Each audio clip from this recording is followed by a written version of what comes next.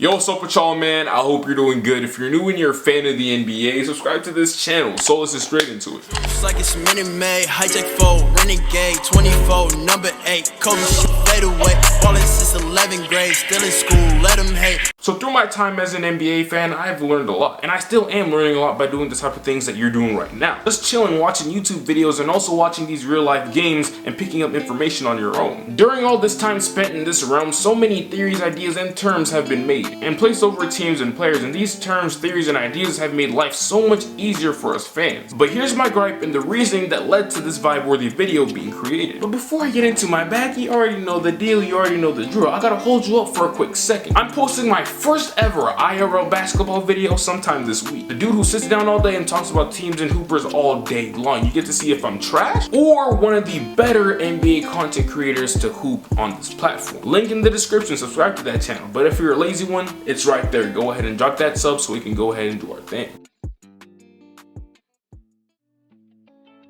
As we all know, the NBA is a copycat league. All eyes are on each other, and if a team has success that seems replicable, that system is going to be duplicated and reproduced, but just have a spin on it. I say that to transition onto my next statement. Let me introduce you to the newest potential series on this channel called The Biggest Lies Told, where I basically just sit down and rant to y'all about ideology and break down why certain ones are indeed stupid from my perspective. Positions in the NBA are now truly a thing of the past. Size has been given up across the board in the league in favor of versatility, and that led to us transcending into the next phase of basketball. These days, dudes like me and scouts all over the world prefer big with guard-like skills and talents rather than a traditional one. I know, it's weird, but it's a good type of weird, because games are way more fun and entertaining because buckets are given at an all-time rate. But look, here's the thing, here's the gag, the funny part about this. Just a couple years ago, and sometimes it happens these days still, this specific type of player was disliked. One of the main reasons why the game is lit is thanks to fours. Fours who have a height of a 3 but mobility and weight of a 4. This even applies to 5s today too. The phrase and key word of this part of the video, if you haven't figured it out yet, is tweener. A tweener is a player who doesn't really have a specific position. They either don't have the height, size, or speed to perfectly suit a position. Once upon a time ago, tweeners were seen as a negative in the NBA, a detriment to their team's success because of their awkward and unknown fit. But here we are in the year 2020 where tweeners thrive and are on the verge, if they haven't started already, of running the NBA and becoming essential pieces to success. In the NBA today, the most successful and noticeable tweeners are Draymond Green, the 6'7" forward out of Golden State, and Giannis Antetokounmpo, the league's reigning and likely back-to-back MVP. Throughout Giannis' path to stardom, he's been listed at 4 different positions. He was labeled as a small forward in his rookie year, then a 2-guard his sophomore year, and a PG in his 3rd season. And now he's listed as a power forward. He's the charging force to putting this tweener term in the casket. And to make sure that this term is stomped out and completely dead, one of the NBA's most prized possessions and the exciting player, Zion Williamson, was labeled as a tweener as well coming out of college because of his lack of length and surplus of size. But he's out here being used in the most effective way, providing for his team at a clip rarely ever seen before as a rookie. When people use the term tweener, it's usually used in negative context. And in previous draft classes, scouts made it seem like tweeners should stay far away from their respective teams to avoid quote-unquote complications. But the truth about them has come into light,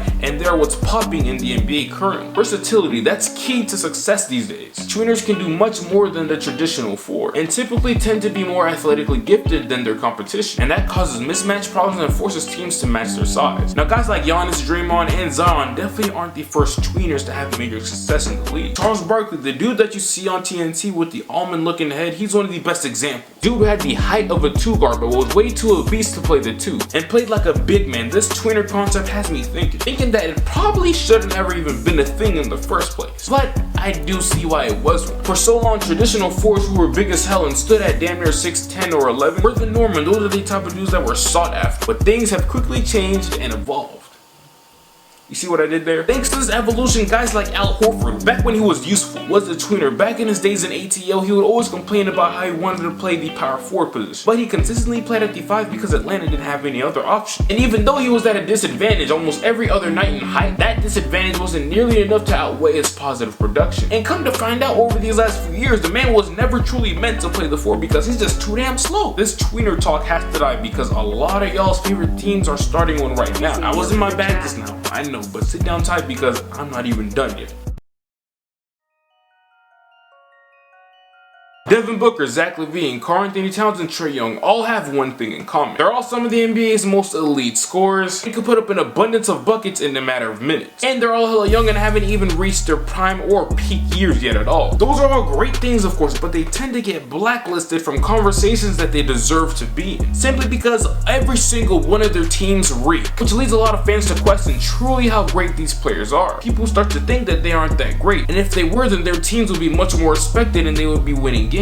That's according to their logic, and that's why they're quote-unquote the kings of empty stats. They're all at least 25 point per game scorers in the league and put up amazing stats, but their numbers don't translate to wins. You see, that's the wrong way to think about things. Let's take that statement and tweak it. I will say that their numbers aren't enough to lead their team to wins. There is no I in team. What y'all gotta understand is that this is a collective effort. Not everyone is born to be a LeBron James and carry a team no matter what their circumstances are. That's not how it works. Having a lot of bad teammates tends to make your team worse, and having good teammates makes your team better. It's not hard to understand at all. These gifted offensive stars have been putting up numbers and taking shots that someone has to take on their squad. Devin Booker specifically, for example, I believe he's been underrated for far too long and disrespected because of the silly term. And it looks like as of recent, the baton has been passed on from him to Trae Young. Like, yeah, he's putting up 30 and 9 a night and puts up flashy highlights, but has no W's to show for. What you have to understand is that that isn't his fault. The amount of talent that he has shouldn't be diminished because of how bad his team is. Playing really well on a horrendous team doesn't mean that your stats hold no substance and are empty, but they do hold substance, because instead of losing by 20 to 15 points, they would be dragged by 30 to 40. Think of it like this: the team is a cut open wound, a wound that's bleeding and gushing blood continuously. Nothing can stop that blood from flowing